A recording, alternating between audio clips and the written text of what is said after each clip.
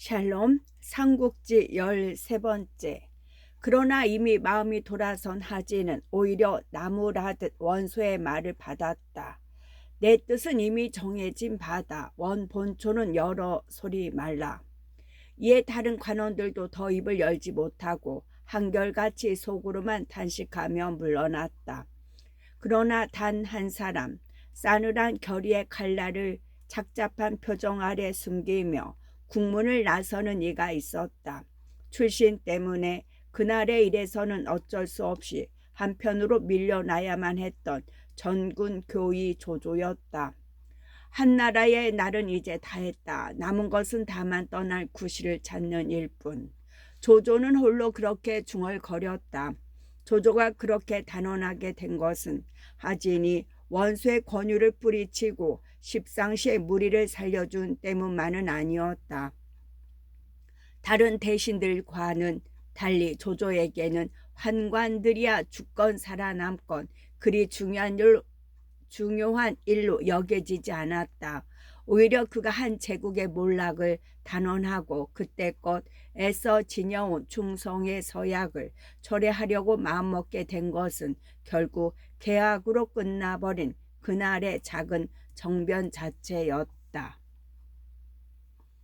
먼저 조조를 실망시킨 것은 새로운 천자 소재였다. 듣기에는 17살이라 했지만 막상 보위에 앉은 모습을 보니 그저 그 한바탕의 소란에 겁먹고 질린 허약한 소년에 지나지 않았다. 따지고 보면 죽은 영제도 결코 영특하거나 빼어난 군주는 못 되었다. 그러나 제위에 오른 것은 성년이 된 뒤였고 또 충신인 진번과 두무 등이 주대한 사람이었다. 비록 한관들의 농간에 넘어가 정사를 그르치긴 해도 지켜야 할 최소한의 위엄만은 내외정을 가리지 않고 끝내 지켜나갔다. 그런데도 어리고 허약한 새 황제에게는 그나마도 기대할 수가 없었다. 그러나 더욱 조조의 우려를 깊게 한 것은 그런 소재를 지켜줄 망료 장치였다. 일단은 외정의 대신들을 등에 업은 하진에게 국권이 돌아갔으나 그 뒤에 혼란은 불 보듯이 뻔했다. 대장군 하진을 정점으로 하는 외척 세력이 권세를 잡았다고 해서 기울어진 한나라 제실이 회복될 가망은 거의 없었다. 기껏해야 그 변화하는 탐욕스런 황관들 대신에 어리석고 미천한 한때의 외척들이 다시 국권을 농하게 되리라는 예고에 지나지 않았다. 일시적으로 기세가 꺾이기는 했지만 만만찮은 황관들의 반격도 한실의 앞길에 드리워진 짙은 어둠일 수 있었다. 대장군 양기나 대장군 두무처럼 하진 따위와는 비교도 되지 않을 만큼 지략을 갖추었던 외척의 우두머리들도 환관들의 반격 앞에서는 그토록 힘없이 허물어지지 않았던가. 그런 면에서는 환관들을 한꺼번에 쓸어버릴 좋은 기회를 놓친 하진을 애석게 하는 대신들에게도 이유는 있는 셈이었다. 그 밖에 조조가 보고 있는 또 하나 현실에 대한 위협은 세상이 어지러운 그 10여 년 동안 거의 도성의 군사력을 넘어설 만큼 강대한 군대를 거느리게 된 지방의 군벌들이었다. 그들도 처음에는 모두 황제의 부월과 인수를 받아 떠난 장군들이었지만 대개 변방 요새의 오랑캐들을 막기 위한 배치라 상대할 오랑캐들을 잘 아는 이들을 보낸 만큼 어느 정도 호화된 상태였다.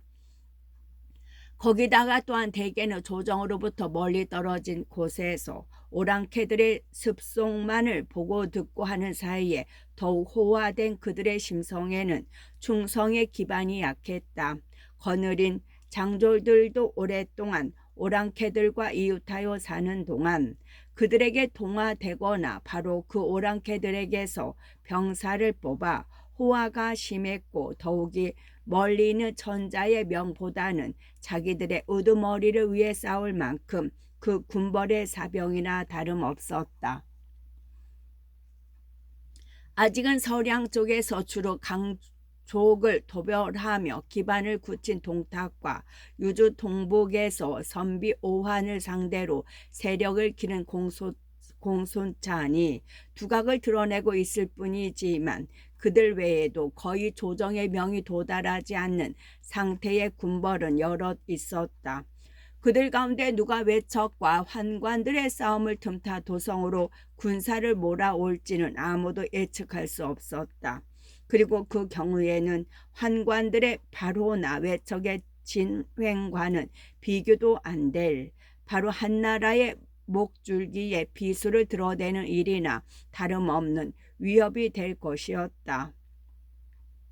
생각이 거기에까지 미치자 조조는 자신도 모르게 가슴 깊은 곳에서 타기 시작하는 야망의 불길을 느끼며 나직이 중얼거렸다.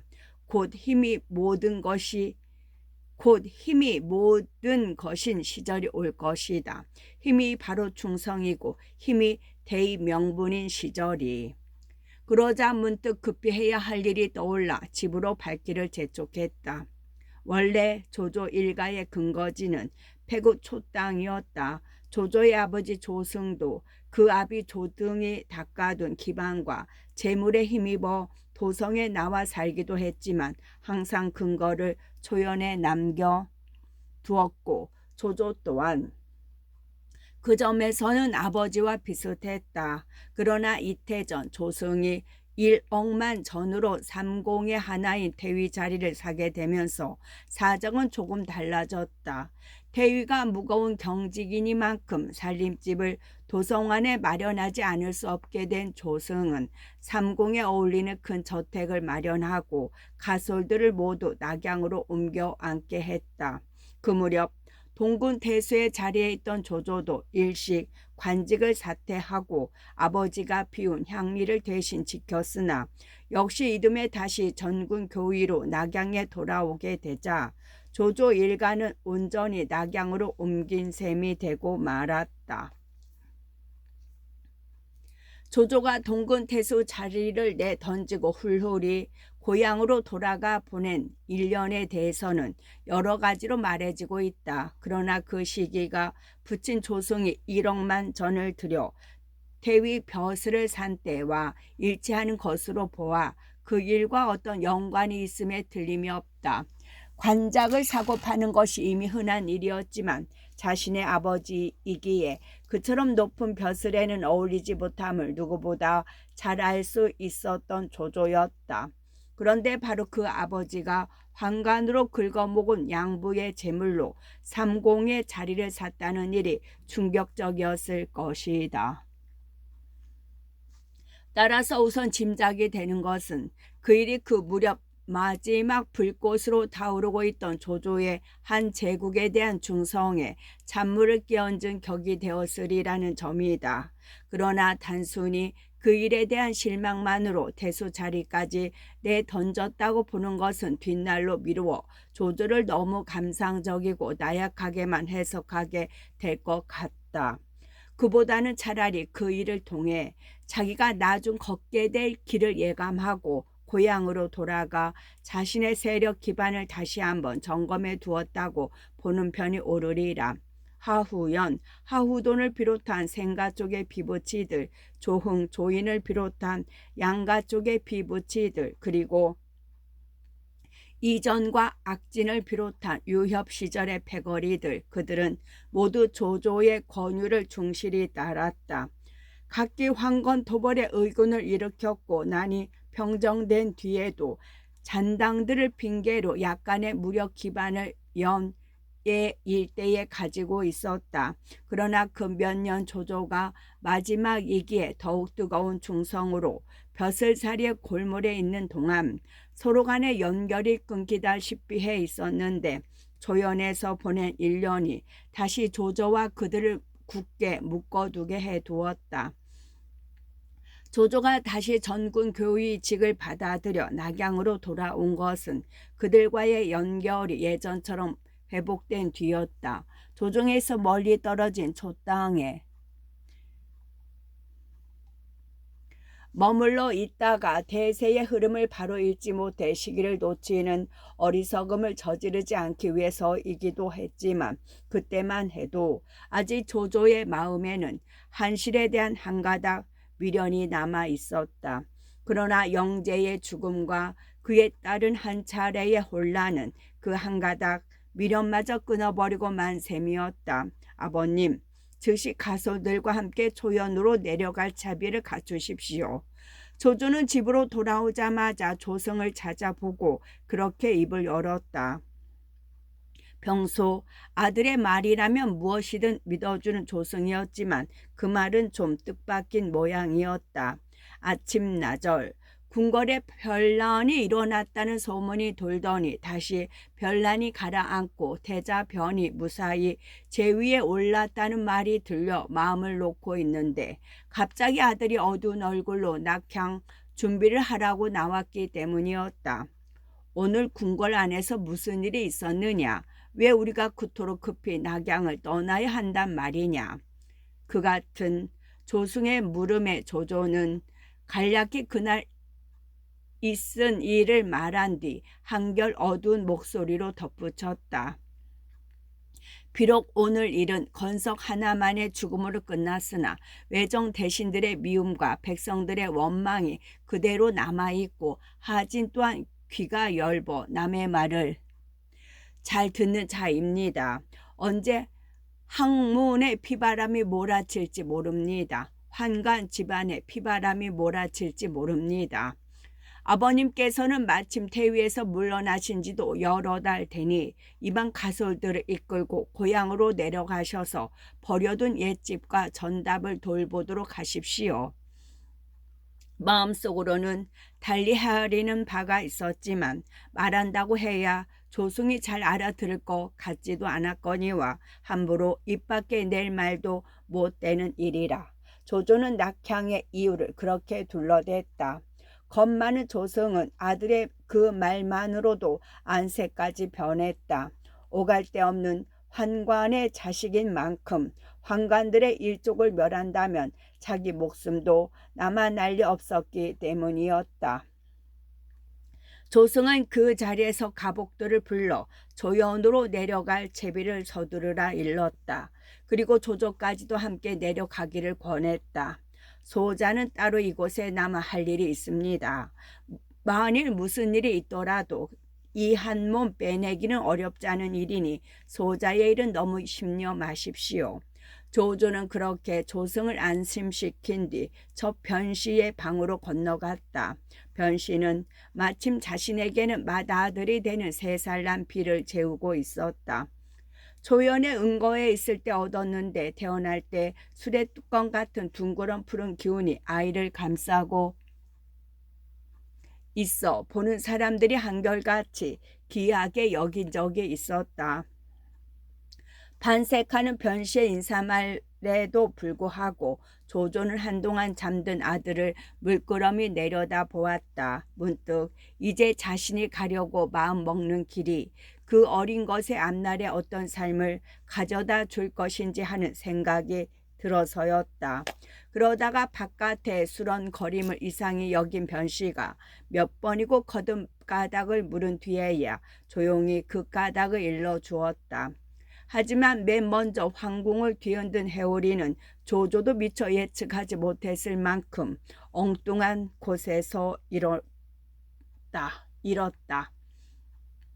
자신의 소생인 소재가 대위에 오른 다음 날 하태우는 오라비 하진을 높여 참록 상서로 삼고 나머지 공이 있는 자들에게도 골고루 벼슬을 내렸다.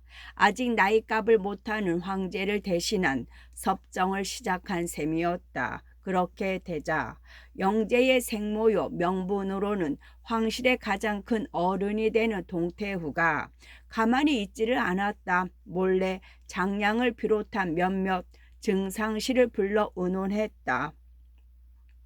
하진의 누이는 원래 비천한 집 여식이었으나 내가 그를 궁으로 불러들였고 마침내는 황후의 자리에까지 오르게 했다.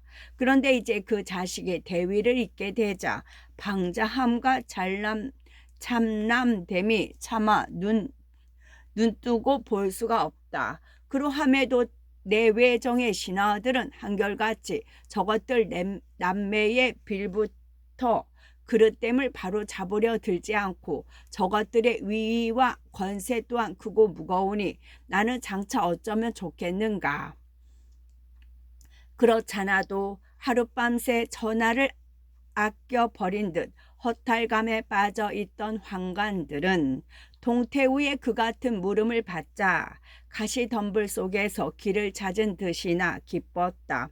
장량이 곧 한 꾀를 내어 일러 주었다. 태우께서 우리 한실의 가장 큰 어른이십니다. 아지 성상께서 연소하시니 당연히 발을 들이우고 정사에 관여하실 수 있는 권한이 있습니다. 내일로 그 영을 내리신 뒤에 먼저 황자협을 왕에 봉하시고 또 국구 동중 그분께도 높고 힘있는 벼슬을 내리시어 병권을 잡게 하십시오. 그런 다음 저희들을 무겁게 해서 주신다면 큰일을 꾀해 안 될 것도 없을 것입니다.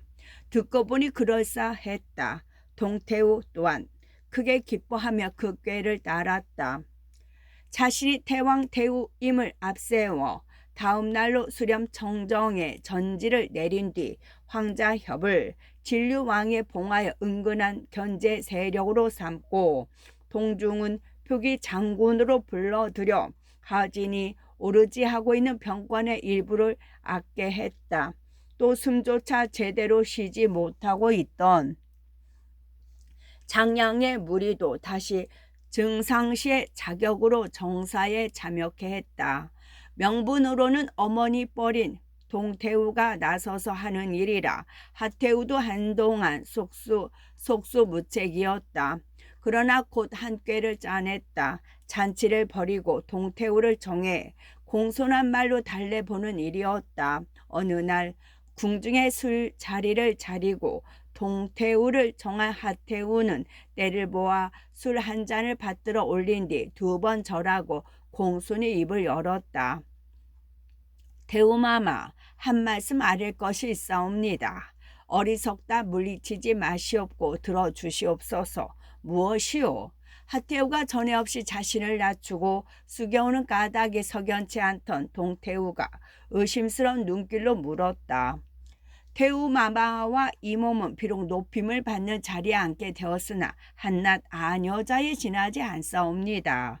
조정의 정사에 관여하는 것은 마땅한 일이 아닌 줄로 여깁니다. 지난날 여우께서 나라의 중한 권세를 잡으셨다가 끝내는 족종 천여 명이 도륙을 당하신 참변도 있지 않았사옵나이까. 어리석은 소견이나 마마와 소비는 아울러 국은 깊은 곳으로 돌아가고 나라의 큰일은 대신과 원로들이 의논케 하는 것이 마땅한 것 같사옵니다. 부디 가볍게 듣지 마시옵소서.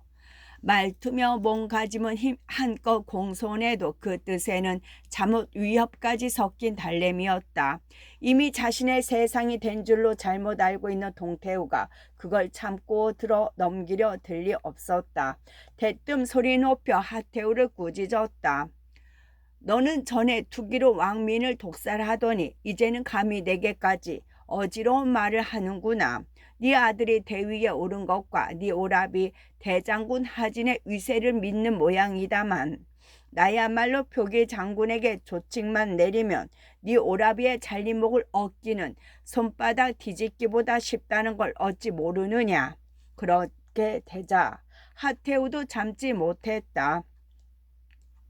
나는 좋은 말로 권한 것인데 마마께서는 무엇 때문에 도리어 그리 화를 내십니까? 무엇이라고? 소 돼지나 잡아 팔고 지내던 하찮은 것들이 무얼 안다고 함부로 입을 여느냐. 동태우는 더 화를 내서 소리쳤다. 하태우도 이미 좋게 끝나기는 들렸다 싶은지 거침없이 대들었다. 그대로 두면 정말로 불성사나운 일이라도 벌어질 것 같은 기세들이었다. 그러자 숨어서 보고 있던 환관들이 동태우를 말려 자신의 궁궐로 돌아가게 했다. 아직 제대로 힘을 갖추지 못한 상태에서 지나치게 하태우를 자극하는 것은 이롭지 못하다고 여긴 까닭이었다. 하지만 이 일은 이미 엎질러진 물이었다. 좋은 말로 해결되기는 글렀다고 단정한 하태우는 그날 밤으로 오라비를 불렀다. 동가성을 쓰는 그 늙은 것이 권하는 술을 마다하고 기어이 벌주로 마시겠다는구려. 급히 손을 써야겠소. 하태우는 하진에게 낮에 있었던 일을 말해준 뒤 동시 일족을 제거하도록 시켰다. 하진도 그 일에서만은 참으 민첩하게 움직였다. 나오는 길로 삼공을 불러 대강 의논을 마친 뒤 이튿날 일찍 조회를 열었다. 그리고 동태우가 원래 번왕에 비해 지나지 않았다는 점을 들어 황궁 안에 기거하는 것이 옳지 않다고 상죽게 했다. 영재인 유괴행이 해독 정우의 아들로 환제의 뒤를 이었으므로 그 생모인 동태우가 정궁이 아닌 약점을 찌른 것이었다. 황제가 어머니와 외숙모의 편을 들어 허락하니 동태우는 그날로 궁궐에서 쫓겨나 하간 땅으로 옮겨졌다. 그 다음은 동중의 차례였다. 앞서 동태우 덕분에 표기 장군이 되고 약간의 병마까지 거느린 동중이라 가볍게 다룰 수 없었다. 먼저 금군을 점거하여 동중의 부택을 겹겹이 둘러싼 뒤 표기 장군의 인수부터 빼앗게 했다. 그러나 동중은 이미 일이 위급함을 알고 스스로 목을 찔러 죽고 군사들은 흩어진 뒤였다. 본래의 품성이 그러한지 정치적인 훈련 덕택인지는 알 수 없지만 남자는 권력의 단맛과 아울러 그 두려움도 안다. 그러나 여자는 한번 권력의 단맛을 보면 그 두려움은 곧 잊어버린다. 그것이 어쩌다 권력 핵심에 접근하게 된 남자보다는 여자 쪽이 더욱 쉽게 걷잡을 수 없는 도취에 젖고 종종 처참한 파멸로까지 가게 되는 까닭일 것이다. 하태우의 옳고 그름을 가리지 않기로 하고 본다면 동태우의 경우도 그 한 예가 될 수 있으리라. 수령청점으로 대권을 잡게 된 것은 거의 행운에 가까운 일이었음에도 한번 권력의 단맛을 보자 동태우는 그 두려움을 깨끗이 잊어버렸음에 틀림없었다. 그리하여 앞뒤를 헤아리지 않은 도취로 가만히 두어서도 크게 부족함이 없는 진정집을 하루아침에 폐허로 만들고 그녀 자신도 비참한 최후를 맞게 되기 때문이었다. 하진이 보낸 사람에 의해 하간 땅 으슥한 곳에서 독살된 동태우의 시체는 2달 뒤 낙양으로 옮겨졌다. 남의 눈을 꺼린 하진은 턱없이 후한 장례로 동태우를 높이고 문능에 들게 하지만 그 어떤 것이 강요된 죽음의 고통을 덜어줄 수 있었겠는가. 한편 장양과 단규를 비롯한 환관의 무리는 믿던 동태우가 어이없이 쫓겨나자 큰 두려움을 느꼈다. 동태우의 뒤에서 꾀를 댄 것이 바로 자기들이라는 걸 알면 이번에는 정말로 살아날 길이 없을 것 같았기 때문이었다. 하지만 좋건 나쁘건 꾀란 쓸수록 늘게 마련이다. 여럿이 머리를 맞댄 결과 다시 살아남을 궁리가 떠올랐다.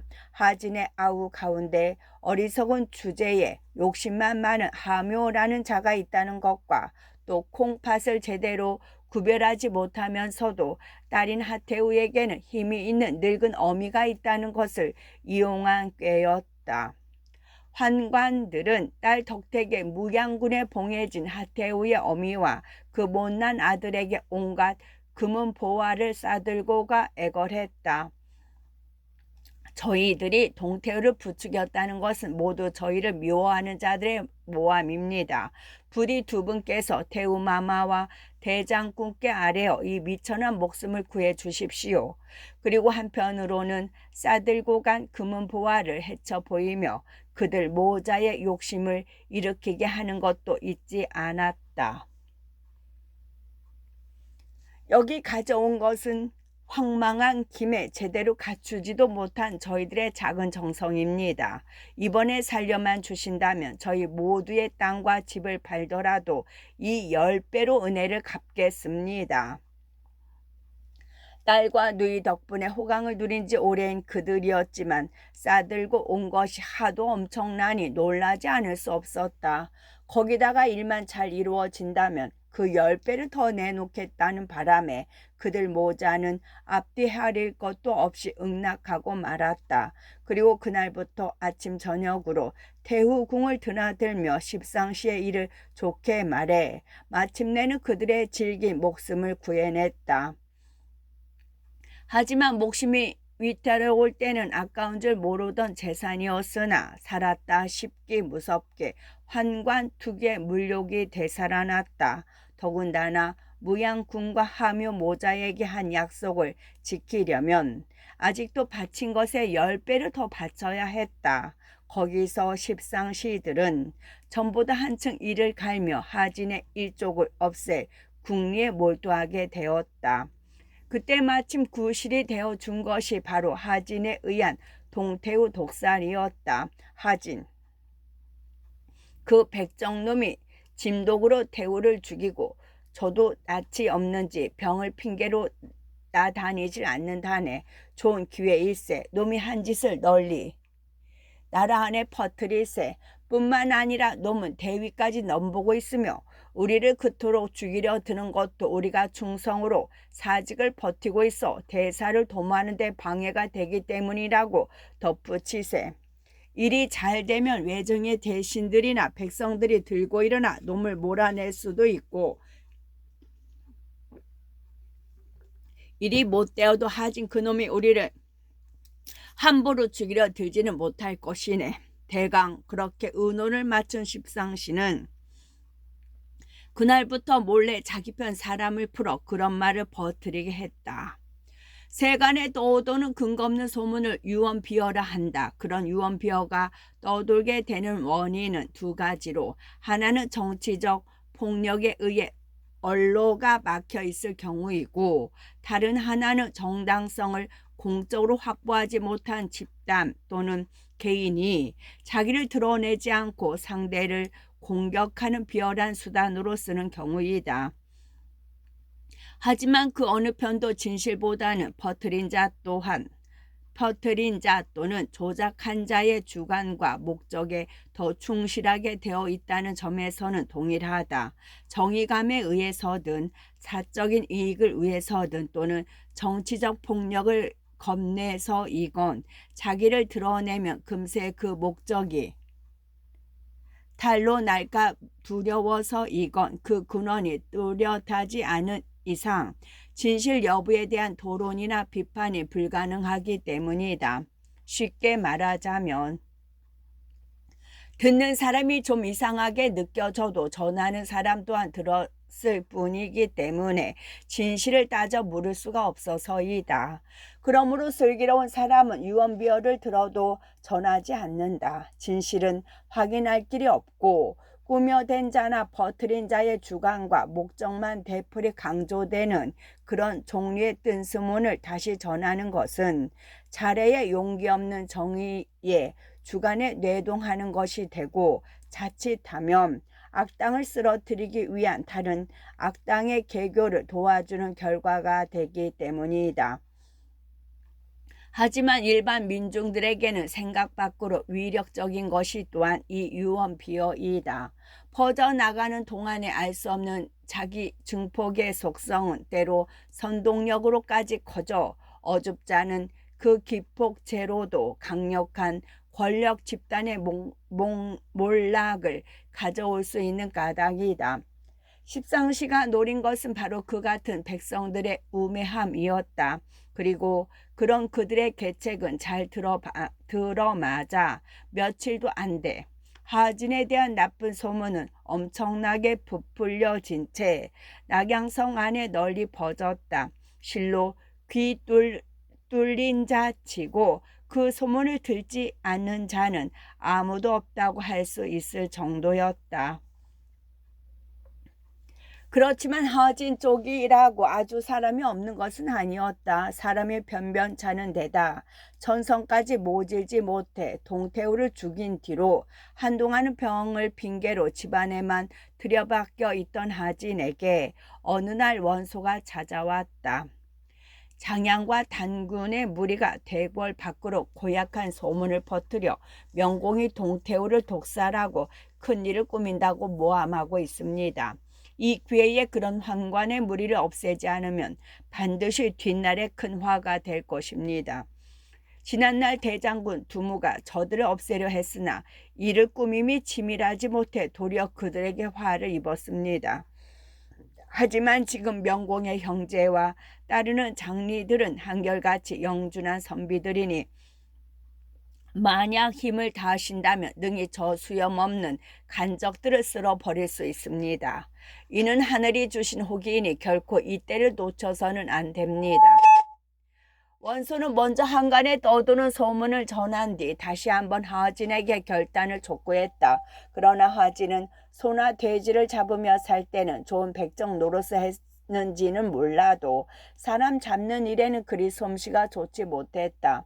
동태후와 그 친정의 권속들을 죽인 일만으로도 널떠름에 있는데 원소가 와서 그렇게 말하니 환관들이 하는 짓이 괘씸하기는 하나 또다시 자기 칼에 사람 피를 묻히는 일이 그리 마음에 내키지 않았다. 거듭 재촉을 받고서야 간신히 몸을 일으키며 원소에게 말했다. 환관들을 죽이는 것은 적지 아니한 나라의 일이니 먼저 태우마마와 상의한 뒤에 처리하겠네.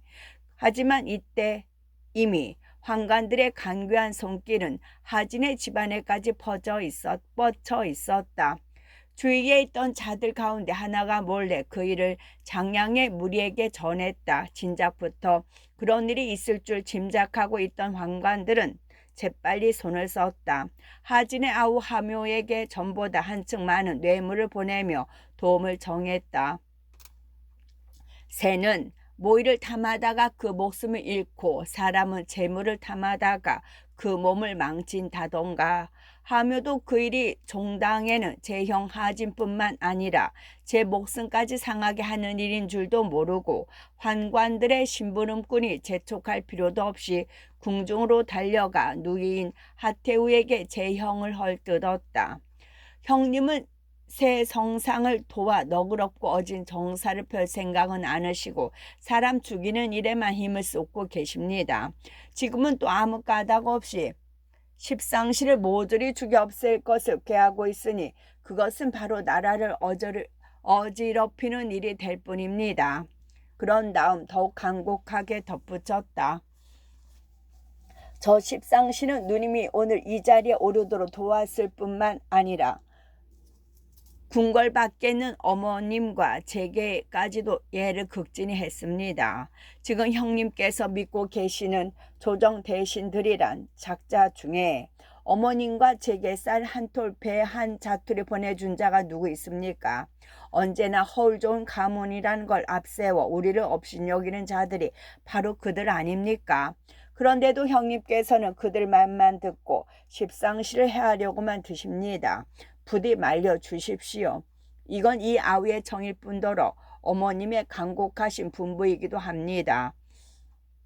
그렇게 어머니 무양궁까지 업고 나오니 하태우는 다시 그 말에 따랐다.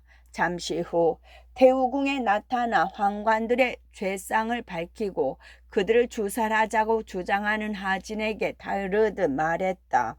외정과는 무관하게 금궁 안에 환관들이 다스려온 것이 한실의 오랜 관례입니다. 아직 선제께서 세상을 버리신 지도 오래지 않은 터에 선제께서 아끼며 부리던 신하들을 죽이시면 종묘를 가벼이 여긴다는 욕을 먹기 십상입니다. 오라버님, 사람 죽이는 일은 이제 그만 그치십시오. 본디 결단력이 없는 데다 태우까지 그렇게 나오자 하진은 다시 더 말을 붙이지 못했다. 몇 마디 우물거리다가 태우궁을 나오고 말았다. 어떻게 되셨습니까? 문 밖까지 나와 돌아오는 하진을 맞은 원소가 궁금한 낯으로 결과를 물었다. 나갈 때는 제법 일을 벌일 기세였던 터라 약간 무안해진 하진이 힘없이 대답했다. 대우마마께서 도무지 허락하지 않으시니 어쩌겠나. 좀 더 두고 보세.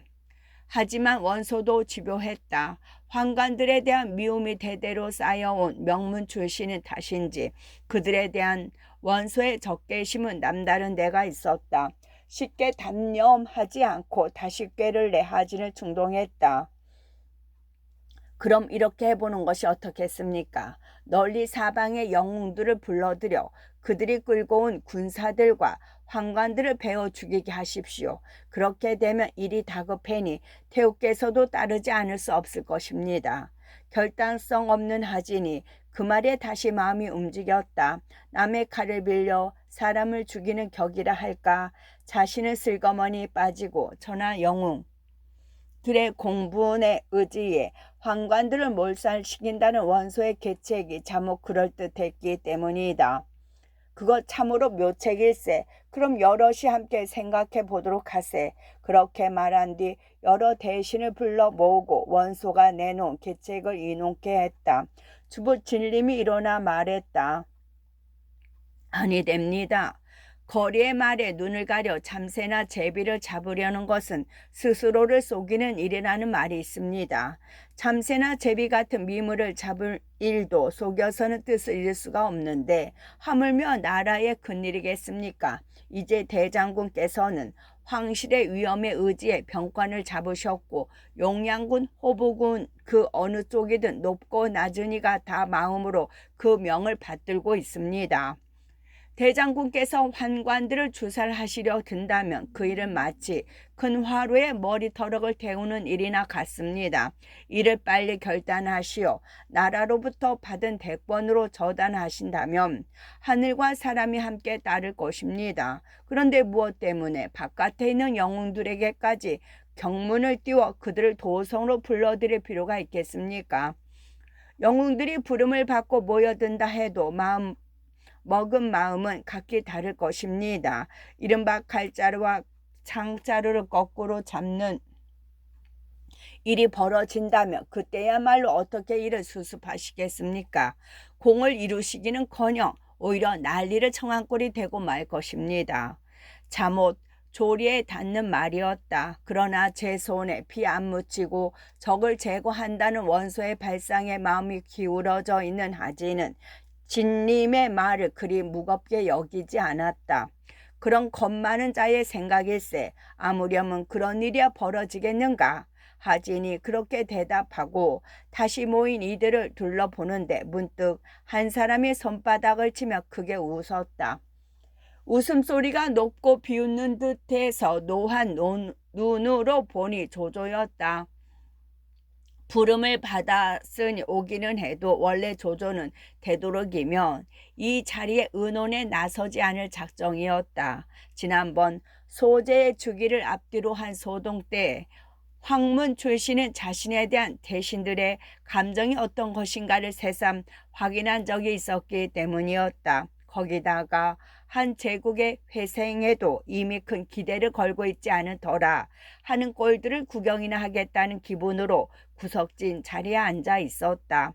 그러나 원소의 계책이 발상 자체가 너무 엄청나고 따르는 위험이 너무 많아 그대로 두고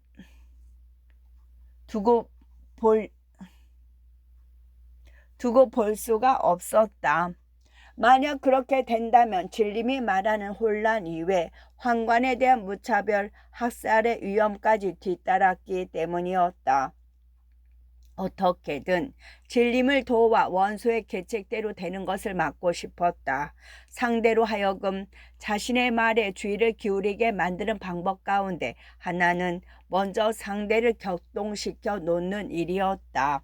조조가 여러 사람을 비웃듯 높은 소리로 껄껄거리는 것 또한 먼저 그들의 주의를 끌고자 함이었다. 맹덕이 지나치구나. 어찌하여 그토록 아나 무인인가? 과연 하진이 노한 음성으로 물어왔다.